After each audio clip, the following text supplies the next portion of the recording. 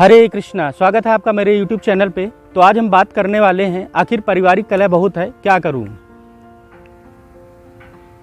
तो जैसा कि आप लोग जानते हैं कि भगवान राम और भगवान कृष्ण का जीवन भी सरल नहीं था, कठिन था। तो हम इंसानों का जीवन कैसे सरल हो सकता है। इस संसार को अध्यात्म की भाषा में दुखालय बोला गया है। मतलब कि यहाँ दुख ही दुख है, सुख कहीं पर भी नहीं है। अगर सुख है भी तो क्षणिक सुख है। मतलब कि इंसान सुख ढूंढता है कहाँ पर, किसी चीज़ में या किसी रिलेशनशिप में। चीज़ में जैसे कि घर हो जाए, गाड़ी हो जाए या कोई कीमती सामान हो जाए तो हम सुखी हो जाएंगे। हम सुखी होते भी हैं लेकिन क्षणिक। इसी तरीके किसी रिलेशनशिप में सुख ढूंढते हैं कि जैसे कि शादी हो जाए। शादी के बाद तो कुछ टाइम अच्छा रहता है लेकिन उसके बाद लड़ाई झगड़े शुरू हो जाते हैं। तो सुख वहाँ पर भी नहीं है। ना रिलेशनशिप में सुख है, ना किसी वस्तु विशेष में सुख है। अगर सुख है तो क्षणिक सुख है।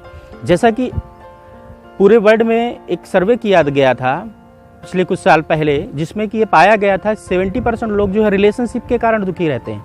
बाकी उनके पास किसी तरह की कोई कमी नहीं रहती है। उनका रिलेशनशिप ऐसा होता है जिसकी वजह से वो डिप्रेशन में रहते हैं, परेशान रहते हैं, दुखी रहते हैं। तो इसका कारण क्या है। तो वैसे तो इसके कई कारण हैं, जिसमें कि मुख्य कारण है आपका एक्सपेक्टेशन, ईगो और नासमझी। हर इंसान को एक दूसरे इंसान से परिवार में एक्सपेक्टेशन होती है कि मेरे अनुसार ये सारे कार्य करे, मेरे अनुसार ये चले। और अगर उसके अनुसार कार्य नहीं होते हैं तो फिर पारिवारिक कलह होते हैं। हर इंसान परिवार में एक दूसरे को नीचा दिखाने की कोशिश करता है, अपने आप को ऊंचा दिखाने की कोशिश करता है। हर इंसान परिवार में एक दूसरे की केवल कमियां देखता है, अच्छाइयां नहीं देखता है। तो जब एक्सपेक्टेशन ऐसी हो जाती है कि हमें परिवार के अंदर प्रत्येक इंसान से सिर्फ अच्छा चाहिए होता है, तो कहीं उस एक्सपेक्टेशन में विरोध होता है तो फिर क्रोध उत्पन्न होते हैं। क्रोध होता है तो फिर लड़ाई झगड़े होते हैं। लड़ाई झगड़े होते हैं तो इंसान दुखी रहने लगता है, परेशान होता है और डिप्रेशन में चला जाता है। तो हमें यहाँ पर यह समझना है कि कोई भी इंसान परिवार में हो, बाहर भी हो, पर 100% परफेक्ट नहीं होता है। हर इंसान के अंदर कुछ ना कुछ कमियां होती हैं, कुछ ना कुछ अच्छाइयां होती हैं। लेकिन हम केवल कमियां देख रहे होते हैं, अच्छाइयां नहीं देख रहे होते हैं, जिसकी वजह से हम परेशान होते हैं। हर इंसान एक दूसरे को बदलने के प्रयास में लगा रहता है। वो सोचता है कि इंसान बदल जाए, मेरे अनुसार हो जाए, सारे कार्य करने लगे तो अच्छा है। ऐसा नहीं हो सकता है। आपको किसी इंसान को नहीं बदलना है, आपको खुद को बदलना है। किसी इंसान को बदलने में आपका कंट्रोल 0% होता है, लेकिन खुद को बदलने में आपका कंट्रोल 100% होता है। तो ये जब उंगली इसकी बजाय ऐसे हो जाएगी तो आपको चीज़ें बदली हुई नजर आएंगी। जैसे कि कबीरदास जी कहते हैं, बुरा जो देखन मैं गया, बुरा न मिलया कोई, जो दिल खोजा आपना, मुझसे बुरा न कोई। तीसरी बात आपको ये समझनी होती है कि कुछ चीज़ें हमारे वश में होती हैं, कुछ चीज़ें हमारे वश में नहीं होती हैं। जैसे कि कोई इंसान अगर परिवार में गलत राह में चला जाए तो ये हमारा कर्तव्य बनता है कि हम उसको अच्छे राह पे लाने के लिए पूरा प्रयास करें, उसे अच्छे संस्कार दें, उसे सही और गलत का सीख दें। मतलब हमें 100% प्रयास करना चाहिए कि उसको सही राह पे लाएं। लेकिन अगर बाय द वे वो नहीं आता है तो फिर उसको छोड़ देना चाहिए। मतलब भगवान से प्रार्थना करनी चाहिए कि उसे सद्बुद्धि प्रदान करें। इसी तरह बच्चों का क्या है आजकल की जनरेशन में कि बच्चे बोलते हैं कि हमारे माँ बाप पुरानी विचारधारा के हैं, हमारी बात को समझते नहीं हैं। जबकि उन्हें ऐसा नहीं सोचना चाहिए। माँ बाप आपसे, आपके लिए बेटर ही हमेशा सोचते हैं। आपसे उम्र में बहुत बड़े हैं, वो उनका ज़िंदगी का एक्सपीरियंस आपसे ज़्यादा है। अगर वो कोई चीज़ बता रहे हैं, समझा रहे हैं तो अपने पास्ट एक्सपीरियंस के बेस पे, लाइफ के उसके बेस पे समझा रहे हैं। तो आपको समझना चाहिए और ये भी समझना चाहिए कि माँ बाप कभी अपने बच्चों का बुरा नहीं चाहते हैं, वो तो अच्छा ही चाहते हैं। इसी तरह से जैसे कि अब मान लीजिए कि हमारे परिवार में कोई बीमार हो गया तो हमारे बस में क्या है कि उसे जल्द से जल्द हॉस्पिटल ले जाएं, उसको अच्छे से अच्छा ट्रीटमेंट दिलाएं, उसकी सेवा करें, ये हमारे बस में है। लेकिन बाय द वे अगर वो मर जाता है तो, अगर वो मर जाता है तो ये किसके बस में है, ईश्वर के बस में है। इस पर हमारा कंट्रोल नहीं है। तो अंदर से बहुत ज़्यादा डिप्रेशन में जाने की ज़रूरत नहीं है, क्योंकि वो आपके कंट्रोल में नहीं था। जो कंट्रोल में था आपने 100% उस पर परफेक्ट किया।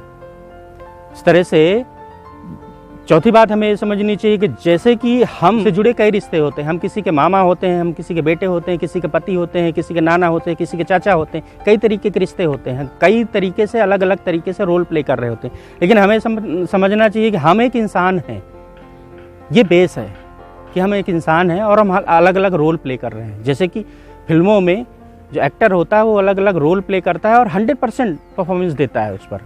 इसी तरीके से हमको भी ये समझना चाहिए कि हम इस दुनिया में हमेशा के लिए नहीं आए हैं, कुछ समय के लिए हैं, लेकिन जब तक के लिए हैं हमें जो हमारा कर्तव्य बनता है वो हमें करना है। जो हमारा रोल प्ले करना है, जिस रोल पे हम हैं उसको अच्छे से हम प्ले करें, ये हमारा कर्तव्य होता है। कि अभी क्या है, इंसान जो है इंसान को संतुष्ट करने में लगा हुआ है, ये नहीं करना। हमें भगवान को संतुष्ट करना है।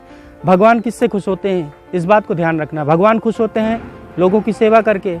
अपने परिवार में जो जिस भी रूप में हम किसी के बेटा हैं, पति हैं, जो भी रिश्ते हैं उनको हम अच्छे से निभाएं,